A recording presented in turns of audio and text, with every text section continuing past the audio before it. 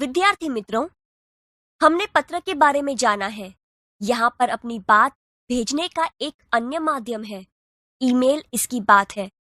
यहाँ हमारे देश के पूर्व राष्ट्रपति एवं missile man doctor Abdul Pakir Jainulabdeen Abdul Kalam ने नई दिल्ली से 19 मई 2005 के दिन "क्या आपके पास देश के लिए 10 मिनट हैं?" नाम से देश के नागरिकों को ईमेल किया था, जिसे देशवासियों में देश भावना, कर्तव्य पालन का भाव विकसित हो और सब अपने देश को दिल से प्यार करेंगे। पत्र यहाँ से भेजा गया है। मातृछाया, ऊंची शेरी, गांव मेसपुरा, तहसील भाबर, जिला बनासकांठा, दिनांक 24/12/2011। किरण। प्रिय मित्र हर्ष, नमस्ते। मैं यहाँ सकुशल हूँ। आशा है वहाँ भी सभी सकुशल होंगे। तुम्हारा खत मिला, पढ़कर खुशी हुई।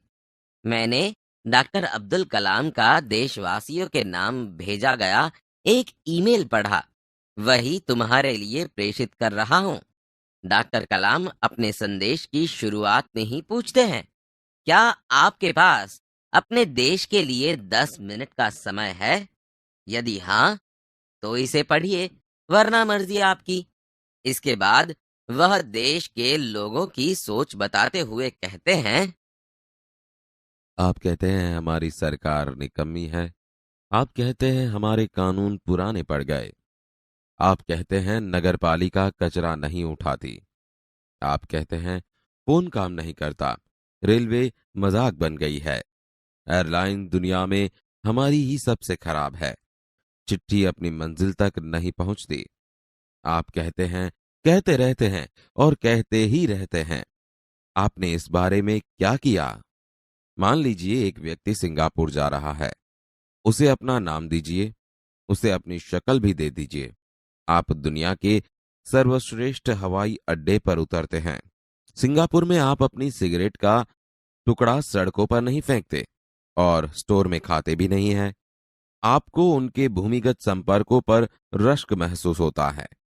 आप शाम 5 बजे से 8 बजे के बीच आर्चर रोड पर कार चलाने का टोल टैक्स तकरीबन 60 रुपए भुगतान करते हैं। अगर पार्किंग में आपने निर्धारित समय से ज्यादा गाड़ी रखी तो टिकट पंच कराते हैं। लेकिन आप सिंगापुर में कहते कुछ नहीं। कहते हैं क्या? दुबई में आप रमजान के दिनों में सार्वजनिक रूप से कुछ भी खाने का साहस नहीं करते। जिहाद में बिना सिर ढके बाहर नहीं निकलते। वाशिंगटन में आप 55 मील प्रति घंटा से ऊपर गाड़ी चलाने की हिमाकत नहीं करते और पलटकर सिपाही से यह भी नहीं कहते कि जानता है मैं कौन हूं, मैं फलां हूं और फलां मेरा बाप है। ऑस्ट्रेलिया, न्यूजीलैंड के समुद्र तटों पर आप खाली नारियल हवा में नहीं उछालते। टोक्यो में आप सड़कों पर पान की पीक क्यों नहीं थूकते? बॉस्टन में आप जाली योग्यता प्रमाण पत्र क्यों नहीं खरीदते?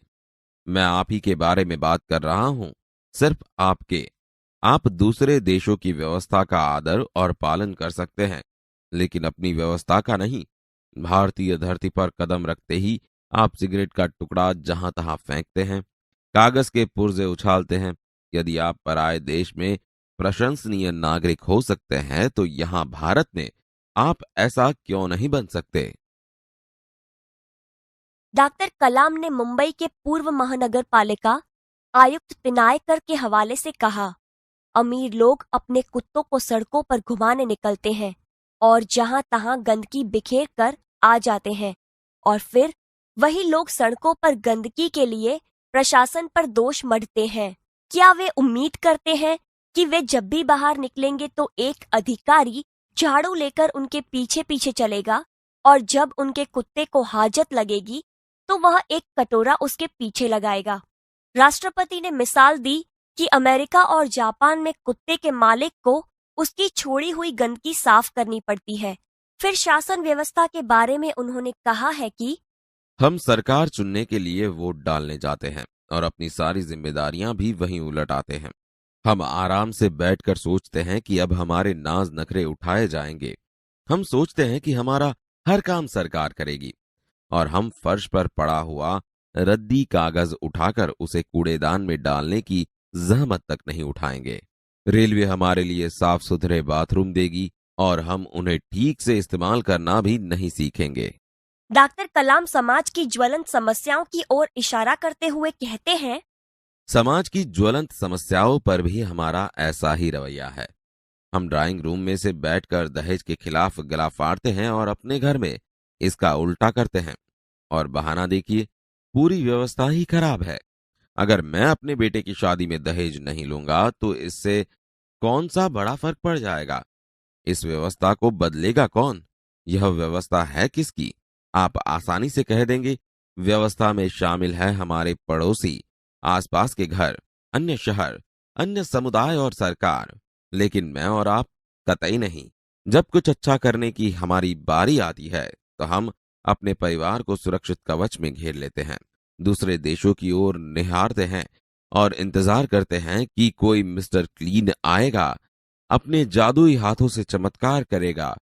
और ऐसा नहीं होता तो आप देश छोड़कर ही चल देंगे। उन्होंने कहा, हम अपने भय से भागकर अमेरिका जाएंगे, उनके गौरव का गुणगान करेंगे, व्यवस्था की प्रशंसा करेंगे, और जब न्यूयॉर्क असुरक्षित हो जाएगा तो आप इंग्लैंड भाग जाएंगे। इंग्लैंड में बेरोजगारी होगी तो खाड़ी चले जाएंगे, और जब खाड़ी में युद्ध छिड़ जाएगा तो आप मांग करेंगे कि भारत सरकार हमें बचाकर घर ले आए।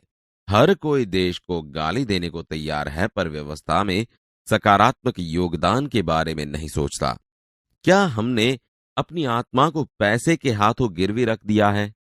इस प्रकार इस ईमेल के जरिए डॉक्टर कलाम व्यवस्था में नागरिकों के सकारात्मक योगदान के लिए देशवासियों को झकझोर देते हैं। श्रेष्ठ नागरिक बनने की शुरुआत करने की अपील करते हुए संदेश में कहा गया है कि अगर आप वाकई संदेश से सहमत है तो इसे अपने 10 और साथियों को ईमेल से भेजिए। परिवार के सभी बड़ों को मेरा प्रणाम। तुम्हारा मित्र किरण।